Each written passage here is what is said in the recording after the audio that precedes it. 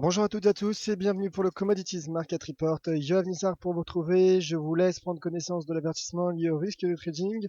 Comme vous le savez, négocier sur marge sur le marché des devises ou via des produits CFD comporte un risque élevé et ne peut être recommandé à tout investisseur. FXM et DilyFX ne pourront en aucun cas être tenus responsables de pertes ou dommages occasionnés incluant sans restriction des pertes ou manques à gagner qui pourraient découler directement ou indirectement de l'utilisation de ces informations. Alors voilà donc pour l'avertissement lié au risque de trading. Aujourd'hui, donc, journée importante hein, pour les matières premières qui ont bien évidemment été impactées par, par la décision, hein, par le dernier FOMC, par la décision de la Réserve fédérale de relever ses taux. En effet, hein, la Réserve fédérale, comme vous l'avez suivi avec Vincent et Sylvain hier, qui a relevé ses taux de 25 points de base et donc qui ramène son taux directeur à 0,5%. Et tout cela ajouté à d'autres événements macroéconomiques que je vais détailler dans ce webinaire impact et à créer une forte volatilité donc sur ce secteur. Alors bonjour Bruno, bonjour Frétala, bonjour Patrick, bonjour à toutes celles et ceux qui viennent de me rejoindre. Sur le chat notamment, je vous rappelle que vous pouvez donc me poser toutes vos questions, me faire part de vos commentaires et même me poster des graphiques. Même poster des graphiques et si je peux justement les analyser avec vous, c'est avec plaisir. Alors, l'once d'or qui après avoir progressé en début de séance, se replie à l'approche du seuil de retracement de Fibonacci à 23,6%, donc proche du support à 1080, à 1080 dollars, et le cours donc de l'once d'or qui se replie après justement ce FOMC, après la décision de la Réserve fédérale donc d'augmenter ses taux. Alors, vous allez me dire, hein, le cours donc de l'once d'or en effet qui se replie suite à donc à cette décision qui profite au dollar finalement, le dollar américain qui s'enforce logiquement, je dirais, qui s'enforce logiquement après cette réunion monétaire. Et également un autre constat que l'on peut dégager de cette intervention, c'est qu'au final, les valeurs refuges sont pénalisées. Alors, en effet, hein, la Réserve fédérale, Janet Yellen, elle a annoncé dans sa conférence de presse que la hausse se ferait de manière graduelle, donc il n'y aurait pas une hausse constante à court terme et rapide de ces taux directeurs. Elle a également affirmé sa confiance dans l'économie. Elle a exprimé hein, que ce relèvement des taux reflète tout simplement la confiance qu'a la Fed pour l'économie américaine, que le chômage est descendu à 5%, que l'inflation remonte petit à petit et, euh, et que lorsqu'on voit, hein, lorsqu'on constate, on voit que le yen est baissier, que l'euro est également baissier, que, l'once d'or est également baissière. Donc on se dit qu'au final, les actifs risqués en profitent. D'ailleurs, on voit hein, le marché action qui a bien réagi à cette annonce, parce que généralement, le marché action, justement, craint un resserrement monétaire. Mais on voit que Wall Street a finalement clôturé en hausse, accéléré ses gains suite à ce FOMC. Donc, valeur refuge pénalisée et l'once d'or, donc, qui souffre également du renforcement du dollar, qui se replie donc et qui teste, qui après avoir effectué une sortie, une fausse sortie de cette ligne de tendance baissière formée depuis la séance du 28 octobre, l'once d'or qui est sur cette ligne de tendance, qui réintègre, hein, qui est maintenue par cette droite de tendance et qui en passe surtout sous les 1070. Alors, le support majeur à court terme se situe à 1060 dollars qu'il faudra surveiller, hein, car le cours effectue un rebond technique en début de matinée. Toutefois, la tendance, hein, finalement, la tendance hein, depuis quelques semaines est latérale. Certes, la dynamique de fond est bien évidemment baissière sur le cours de l'once d'or, mais l'once d'or qui se stabilise finalement. Un indicateur de momentum RSI qui se stabilise également, qui progresse même légèrement. Donc, cela montre également le ralentissement de cette baisse. Je reste toutefois baissier à moyen terme sur le cours de l'once d'or. Je maintiens mes objectifs à 1053 et 1046 dollars. Tout simplement car pour moi, voilà, nous sommes rentrés dans un nouveau cycle. Un cycle de, tout simplement, nous étions dans une ère de taux zéro, de politique de taux zéro pour la réserve fédérale. Je pense que hier, et d'ailleurs, hein, c'est hier, la Fed a mis fin à cette politique de taux zéro. Et d'ailleurs, Ben Bernanke qui avait déjà avait déjà lancé le processus, je dirais, il y a 2 ans, lorsqu'il avait annoncé son tapering, donc la réduction du quantitative easing, le programme de rachat d'actifs. Donc, selon moi, l'once d'or devrait rester baissière sur du long terme. Et à court terme, la phase de stabilisation, mais je maintiens mes objectifs donc à 1060, 1053 et 1046 $ pour le cours de l'once d'or. Voilà donc pour le cours de l'once d'or qui est pénalisé après le soutien de la Fed en son économie. Malgré un resserrement monétaire, hein, ne l'oublions pas. L'argent, l'argent qui suit l'once d'or, qui suit également donc le dollar américain, la réserve fédérale hein, de manière générale, et l'argent donc qui se replie en tout cas après avoir légèrement franchi cette résistance à 14,23 $ et qui teste actuellement le seuil à 14 $. Je reste également baissier sur du moyen terme sur le cours de l'argent. À noter toutefois un indicateur de momentum RSI qui s'approche de la zone de surachat. Le pétrole hier qui repart à la baisse. Le pétrole qui après 2 séances de hausse chute. Nette baisse hier des cours du pétrole. Donc la baisse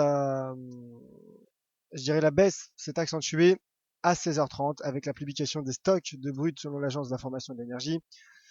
Les stocks qui sont ressortis en forte hausse d'ailleurs. Voilà, je vous ai préparé comme chaque jeudi matin ce petit récapitulatif. Donc les stocks les stocks de pétrole brut ont progressé de manière inattendue la semaine dernière à 4 801 000 barils, alors que le consensus attendait à une baisse d'1 500 000 barils. Donc fort restockage des stocks de pétrole aux États-Unis. Ajoutez à cela les stocks de pétrole à Cushing, les stocks de distillés et les stocks d'essence ressortent également supérieurs aux attentes du consensus. Le cours donc qui s'effondre et le cours même qui a également été pénalisé à 20h après la hausse des taux de la Fed. Alors je vous avais prévenu de ce phénomène qui était possible. Comme vous le savez, le pétrole qui cote en dollars est bien évidemment impacté par le cours du dollar. Le dollar donc qui se renforce. Le pétrole qui du coup devient plus cher, donc moins accessible, et donc ce qui pénalise également la demande, et ainsi ce qui fait baisser le cours du pétrole, donc logiquement. Le cours du pétrole donc qui baisse et qui repasse sous les 36,20.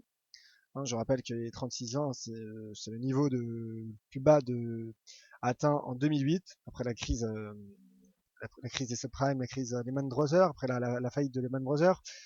Et le cours qui toutefois se maintient toujours au-dessus de ce support dynamique qui n'est pas son plus bas annuel, son plus bas hebdomadaire puisque lundi le cours a atteint un plus bas à 34,51 à 34,51 $ en tout cas pour le contrat US Oil.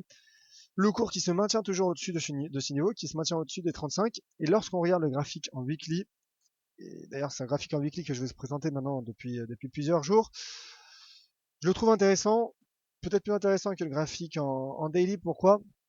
Car cela reflète bien que le fait que la bougie en cours n'ait pour l'instant pas cassé cette ligne de coupe potentielle de cette épaule tête épaule de continuation. Donc comme je disais tout au long de la semaine, épaule tête épaule de continuation, car elle fait suite à une tendance baissière, parce que généralement une épaule tête épaule de retournement tout simplement fait suite à une tendance haussière. Donc le cours en effet en cas de franchissement pourrait accentuer sa baisse sur du moyen terme et long terme. On pourrait atteindre les 25 $ je pense si jamais il y a un franchissement. Pour l'instant, techniquement en tout cas, le cours n'a pas été ce support n'a pas été franchi. Donc je reste encore optimiste sur du long terme, sur le cours du pétrole, mais n'oublions pas bien évidemment que la tendance reste bien évidemment largement baissière, que les fondamentaux sont également très fragiles. Je rappelle que l'Iran pourra exporter dès le mois de janvier son pétrole, même si ça a déjà été valorisé en partie. Mais toutefois, voilà, le cours qui se stabilise. Alors également, si la bougie clôture de cette manière, donc c'est-à-dire en effectuant un doji, le doji qui est une figure d'indécision, cela pourrait peut-être, je dis bien peut-être, car la tendance, comme je disais, reste baissière et est toujours très délicat et très risqué de trader à contre-tendance. Mais toutefois, techniquement, on pourrait s'attendre, ça pourrait être un signe supplémentaire, peut-être d'une phase de stabilisation ou d'une phase de fin de tendance baissière. Voilà, c'est à suivre. En tout cas, à surveiller cette ligne de support dynamique pour le cours du WTI. D'ailleurs, puisque je suis sur le WTI, je vous rappelle que demain, il y aura l'expiration du contrat US Oil chez FXCM. Donc demain soir à 22h, toutes vos positions sur l'US Oil seront clôturées. Donc bien évidemment à prendre en compte dans vos stratégies trading. Le Brent également, donc qui est baissier, je dirais pour les mêmes raisons fondamentales. Techniquement, nous avons eu une petite tête épaule tête épaule, et le cours qui pour l'instant franchit donc le support de 37,25. Prochaine cible à 36 ans, qui est à court terme, hein, bien évidemment, qui correspond donc au plus bas de 2008 et plus bas d'ailleurs atteint cette année, atteint lundi. Le cours qui a légèrement touché les 36,20 avant de rebondir. Donc voilà, prochaine cible 36,20, qui est le pivot pour moi à court terme, et pour du long terme, je garde les mêmes attentes que pour le WTI. Le cours du cuivre qui après avoir rebondi, après avoir atteint notre premier objectif à 2,075 $, alors il est vrai, hein, mes deux autres objectifs à 2,10 et 2,14 $ n'ont pas été atteints. Le cours s'est replié. Pourquoi? Alors pourquoi? Tout simplement car une annonce de la part de la Banque populaire de Chine, la PBOC, qui a abaissé ses prévisions de croissance pour 2016 en Chine à 6,8%. Comme vous le savez, hein, la Chine, qui est un fort consommateur de cuivre, de la demande a en effet été mise sous pression suite à cette annonce, à cette étude de la Banque populaire de Chine, donc la banque centrale chinoise. D'ailleurs, le cours, hein, qui pour l'instant teste et rebondit sur les 2,04 €. Donc pour l'instant, je suis aussi à court terme, de nouveau aussi à court terme sur le cours du cuivre. Le cours, j'ajoute pour l'instant le trading range, donc j'achète les supports et vends les résistances. D'ailleurs, lorsqu'on passe en daily, voilà, on remarque, hein, le graphique daily est peut-être plus intéressant. On remarque que le cours n'a plus cassé le support de 2,04 € depuis la séance du 24 novembre, donc près d'un mois, toujours soutenu par ce niveau de support à 2,04 $, ce qui explique que pour l'instant, voilà, je suis haussier à court terme sur le cours du cuivre, et je maintiens donc mes objectifs à 2,075 €, 2,10 € et 2,14 $ pour le cours du cuivre, pour le Cooper. D'ailleurs, puisque je suis sur le cuivre, je vous rappelle que ce soir, j'effectuerai un webinaire éducatif inédit sur le marché du cuivre. Donc, je vous attends nombreux ce soir à 18h, donc, pour avoir plus peut-être de visibilité sur ce marché. Et cela rentre bien évidemment dans le cadre de la série de webinaires que je vous prépare depuis maintenant plusieurs semaines sur chacune des matières premières, que l'on disponible bien sûr sur FXCM. Le cours du gaz naturel qui se stabilise enfin, qui met fin à 5 séances de baisse consécutives sur du cours. Le cours, hein, qui se maintient sur le support, sur le niveau, le seuil à 1,80 $, qui n'atteint pas donc mon objectif d'hier à 1,75 ni à 1,70. Le cours qui se stabilise, qui reste toutefois baissier, hein, les prévisions, notamment les dernières études, les dernières prévisions météorologiques aux États-Unis ont montré une température plus douce à prévoir que prévu. Puisque je vous rappelle, un courant en période hivernale, généralement, le gaz naturel progresse en période hivernale ou même en période estivale, car cela soutient la demande. Et le cours donc du gaz naturel qui se maintient, rebond technique. Je pense qu'il s'agit tout simplement d'un rebond technique. Toutefois, en début de séance, hein, le cours qui repart à la baisse, mais toutefois, le seuil à 1,80 pour l'instant tient bon et maintient les cours. Donc support à 1,80 à gérer. Attention tout de même à l'indicateur RSI qui est passé en zone de survente, en zone qui a franchi à la baisse la borne 30. Et donc la pression baissière reste d'actualité. Et d'ailleurs, également, nous remarquons cette ligne de tendance baissière à surveiller qui a été formée depuis le 16 novembre. Donc pour l'instant, je dirais pivot à gérer à 1,80 sur le cours du gaz naturel. Le palladium et le platine, hein, d'ailleurs, qui ont progressé hier en début de séance. Elles ont progressé pourquoi? Tout simplement suite aux données sur l'activité manufacturière en zone euro qui ont battu les attentes du consensus. Comme vous le savez, hein, le platine et le palladium sont fortement utilisés dans l'industrie de l'automobile. Et d'ailleurs, nous avons eu des statistiques hier sur le marché automobile en zone euro, le marché de l'automobile qui a progressé, les ventes de l'automobile en zone euro ont progressé, augmentation, et donc ce qui a soutenu le cours du palladium et du platine. Toutefois, le cours qui s'est toutefois replié, le cours du palladium et du platine qui s'est replié suite au FOMC. Au même titre hein, que, enfin voilà, ils ont suivi un peu la tendance hein, des autres métaux précieux tels que l'or ou l'argent. Et donc, le cours qui techniquement se replie sous les 575 dollars et qui teste actuellement les 555 dollars. Un pullback pourrait avoir lieu sur ce niveau puisque le cours, après avoir cassé ce niveau à 555, repart à la hausse pour peut-être, pourquoi pas, je ne serais pas tenu en tout cas, je vise un retour sur les 535 dollars. À l'image de ce que je disais sur le cours du cuivre, le palladium se maintient dans un range entre les 500, entre cette zone hein, de 535 525 dollars et également ce niveau des 575 565 dollars. Donc voilà, pour l'instant le cours ne parvient pas à franchir cette résistance, cette zone de résistance. C'est la raison pour laquelle je vise les 535 dollars dans les prochaines séances pour le cours du palladium. Pour le cours du platine, idem, le cours donc qui s'est repli hier suite au FOMC, à la décision de la Réserve fédérale. D'ailleurs, on remarque également des doji, hein, des doji qui apparaissent également, que ce soit pour le palladium ou le platine. Bon, des doji, bien évidemment, un doji a généralement un range important. Là, on voit que les ranges des bougies restent tout de même, je dirais, inférieurs. Mais toutefois, le cours, donc, qui s'est retourné d'un point de vue également technique, hein, qui s'est replié. Et je vise donc à très court terme les 860 qui sont quasiment atteints et les 845, peut-être même les 835 dollars pour le cours du platine. Et ça, c'est d'un point de vue technique également fondamental. Voilà donc pour le cours des principales matières premières. Je vais passer donc à présent aux questions. Je vous invite à me faire part de toutes les questions de vos analyses sur le chat. J'y réponds tout de suite. Alors, question de la part de Bruno. À quelle heure pourra-t-on se repositionner sur l'US Oil? Alors, l'expiration aura lieu demain. Elle aura bien lieu demain à 22 heures. Donc, suite à cette expiration, vous pourrez justement reprendre, vous repositionner. Vous pouvez même prendre des positions en amont, mais je préviens juste que les positions seront clôturées demain, demain à 22 heures. Donc,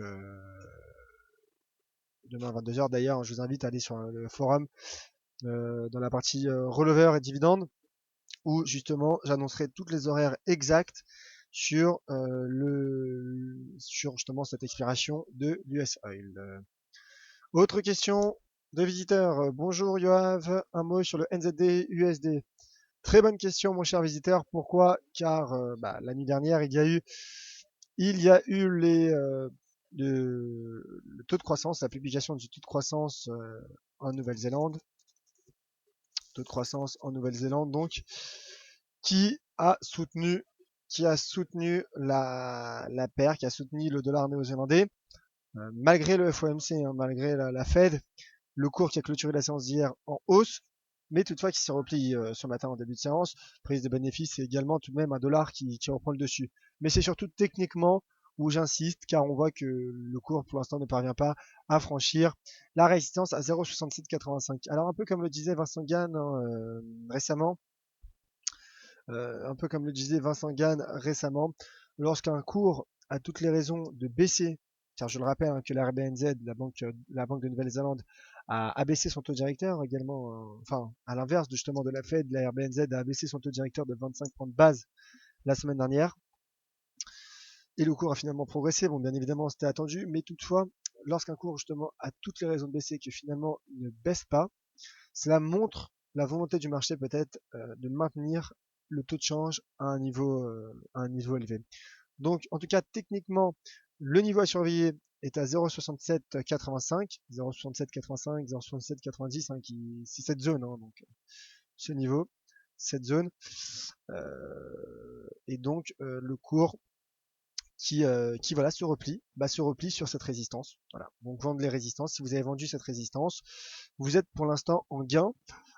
Donc à surveiller les 0,6785. Toutefois sur du long terme, je reste baissier, je suis baissier sur cette paire de devises pour plusieurs raisons. Comme je disais, le cycle de resserrement monétaire de la Fed, la RBNZ qui à l'inverse est dans un cycle de politique accommodante, et ajouter à cela le ralentissement chinois qui pourrait impacter le secteur des matières premières et donc le dollar néo-zélandais. Voilà donc que je suis à long terme baissier sur la paire NZD-USD. JP qui demande quand les actions sur TS2. Bientôt dans les prochaines semaines, premier trimestre 2016 théoriquement, les actions sur TS2 qui devraient donc arriver. D'ailleurs, elles sont déjà disponibles en compte réel sur MT4. Peut-être dernière question de la part de Patrick de Lyon. Des stocks de gaz en hausse à 0,30 peuvent faire encore baisser le pétrole. Je pense plutôt que l'impact serait de manière directe sur le cours du gaz naturel plutôt. Alors bien évidemment, par relation intermarché, le cours du pétrole pourrait être impacté. Mais toutefois, le cours du gaz naturel, donc en effet, cet après-midi, à 16h30, il y aura la publication des stocks de gaz naturel selon l'Agence d'information de l'énergie. Je vous remercie de le rappeler, mon cher Patrick. Pourrait de nouveau mettre sous pression le cours du gaz naturel. Mais toutefois, voilà, comme je le dis généralement chaque semaine avec les stocks de pétrole ou même les stocks de gaz naturel, il est toujours difficile de prévoir la réaction du marché, tout simplement car lorsqu'il y a des annonces de cette manière, d'une telle importance, il y a une forte volatilité avec des mèches hausses, des mèches basses également qui se créent. Et donc le cours peut tout de suite corriger rapidement sa direction. Donc bien évidemment une forte volatilité est attendue, mais d'un point de vue fondamental et je dirais de manière logique, si les stocks de gaz naturel ressortent supérieurs au consensus, cela pourrait permettre au cours du gaz naturel de casser le seuil à 1,80$, mais prudence toutefois. Je vous remercie donc à vous tous de votre attention. Merci également d'avoir participé sur ce chat. Je vous rappelle que demain aura lieu la journée de conférence en ligne d'EliFX, généralement qui a lieu chaque dernier vendredi du mois. Mais ce mois-ci, c'est bien évidemment exceptionnel, puisque le dernier vendredi du mois sera le jour de l'an. Donc demain, nous vous attendons nombreux pour cette conférence en ligne. Nous débuterons cette journée avec en ma compagnie, avec celle également de Vincent et Sylvain, toute l'équipe d'EliFX France. Nous vous ferons part de nos prévisions, de notre consensus sur nos prévisions sur 2016, donc sur les marchés. Donc nous vous attendons nombreux dès 8h45. Dans quelques minutes, vous retrouverez Vincent Gann pour le morning meeting. Vincent Gann qui est prêt pour un point complet donc sur les marchés post-Fed, post-réserve fédérale. Quant à moi, vous me retrouverez ce soir à 17h30 pour la closing bell, également à 18h pour un webinaire éducatif donc sur le marché du cuivre, une présentation générale de ce marché, les principaux acheteurs, les principaux demandeurs, des stratégies également de trading avec les corrélations, le cours du cuivre chez FXM, comment trader le cuivre donc chez FXM. Je vous attends nombreux donc à 17h30 et à 18h. Je reste d'ici là disponible sur Twitter et à votre disposition. Yoav Nizar, je vous attends nombreux. Je vous remercie donc à vous tous de votre attention. C'était Yoav Nizar pour le Commodities Market Report. Très bonne journée sur les marchés et à 17h30 pour la closing bell.